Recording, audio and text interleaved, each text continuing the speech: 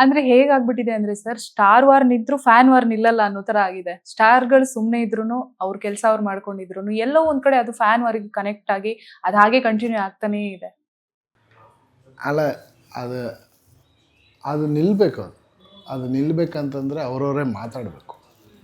ಎಲ್ಲರೂ ಅವ್ರವರೇ ಎಲ್ಲರಿಗೂ ಒಳ್ಳೆ ಈಗ ಅಣ್ಣವ್ರಿದ್ದರು, ಅಣ್ಣವ್ರಿಗೆ ಇಲ್ದಿರೋ ಫ್ಯಾನ್ಸಾ?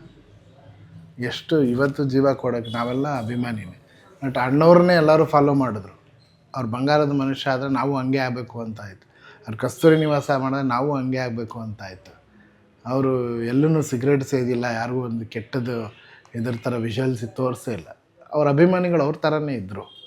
ಸೊ ಅದಕ್ಕೆ ಎಲ್ಲೋ ಒಂದು ಕಡೆ ಇವ್ರುಗಳು ಎಲ್ಲರೂ ನಿಂತ್ಕೊಂಡು ಅದನ್ನು ಪಾಸಿಟಿವ್ ಆಗಿ ತರೋಕ್ಕೆ ಪ್ರಯತ್ನ ಪಡಬೇಕು.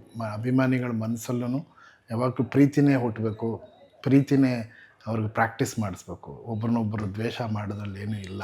ಎಲ್ಲರೂ ಎಲ್ಲ ನಟರು ಒಂದೇ ಅಲ್ಲ, ಎಲ್ಲ ಮೇಕಪ್ ಹಾಕೋದು ಸುಮ್ಮನೆ ಬಂದು ನಿಂತ್ಕೊಂಡ್ರೆ ನಟನೆ ಮಾಡೋಕ್ಕಾಗತ್ತಾ? ಎಲ್ಲರೂ ಅವರು 100% ಕೊಡ್ತಾರೆ ಕ್ಯಾಮ್ರಾ ಮುಂದೆ. ಅವ್ರವ್ರ ಕಷ್ಟ ಅವ್ರಿಗೆ ಗೊತ್ತಿರುತ್ತೆ. ಒಬ್ಬರ ಹತ್ರ ಚಪ್ಪಾಳೆ ಹೊಡ್ಸ್ಕೊಂಡು ಒಬ್ಬ ಸ್ಟಾರ್ ಆಗಬೇಕಂದ್ರೆ ಅವ್ರು ಎಷ್ಟು ಕಷ್ಟಪಟ್ಟು ಮೇಲೆ ಬಂದಿರ್ತಾರೆ ಅವ್ರಿಗೆ ಗೊತ್ತಿರುತ್ತೆ. ಸೊ ಅದನ್ನು ಅವರು ಬ್ಯಾಲೆನ್ಸ್ ಮಾಡಿ ಎಲ್ಲರಿಗೂ ಒಳ್ಳೆಯದನ್ನೇ ತಿಳಿಸ್ಬೇಕು. ಐ ಡೋಂಟ್ ಥಿಂಕ್ ಎಲ್ಲರೂ ಕಲ್ತ್ಕೊತಾರೆ ಅನಿಸುತ್ತೆ.